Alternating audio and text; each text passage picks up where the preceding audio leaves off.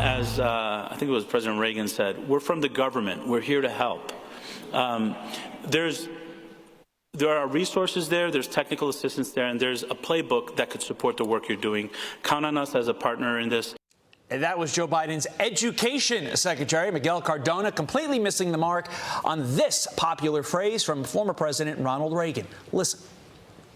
The 9 most terrifying words in the English language are, I'm from the government and I'm here to help. Oh, everyone knows that phrase, right? Guess not. OutKick host Tomi Lahren joins us now to talk about this swing and a miss. Tomi, what do you think?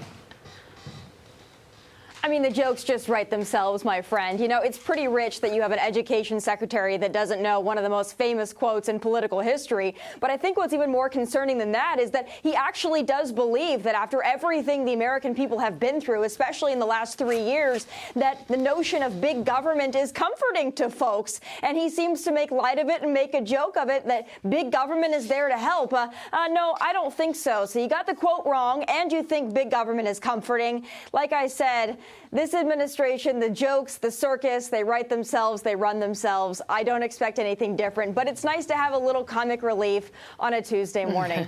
Education Certainly. Secretary, let's remember, education. Of all the secretaries. Meantime, First Lady Jill Biden deciding not to hang stockings at the White House for President Biden's grandchildren and pets after hanging them last year. You may remember the president just acknowledged his 7th grandchild, Hunter's daughter Navy, for the first time this year.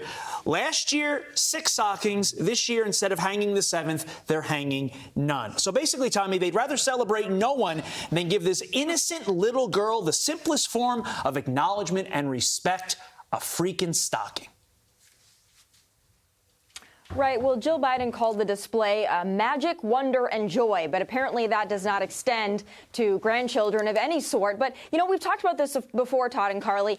Joe Biden and those who apologize for Joe Biden repeatedly say that his condoning and his coddling of his son Hunter is about a father's love. That fatherly love apparently does not extend to the 7th grandchild, which he barely referenced in July, but has yet to really discuss, has yet to show any love, especially around the holiday season. You're right, Todd. They would just rather get rid of all the stockings than put up anything for a young, innocent grandchild. So I don't want to hear any more from the left about a father's love and how Joe is just a good pop. Nope, I'm not buying it. Where are the stockings? The decorations are beautiful this year, but I always think back to the multiple hit pieces that former First Lady Melania Trump received for her decorations, and the difference in media treatment there is. Like, everybody relax, we're talking about tinsel here.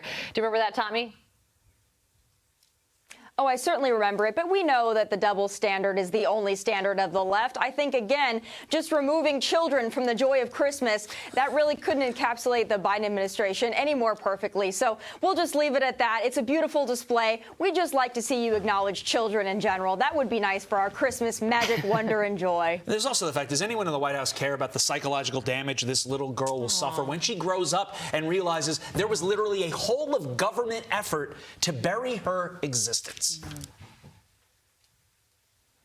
And not only that, Todd, but they've gone out of their way to make sure that she can't even use the last name of Biden. So it's really shameless. They condone Hunter. They bring Hunter to all the White House events. But this little girl, not even acknowledged. Maybe one time just so that they could check that off the list. But that's as far as it goes.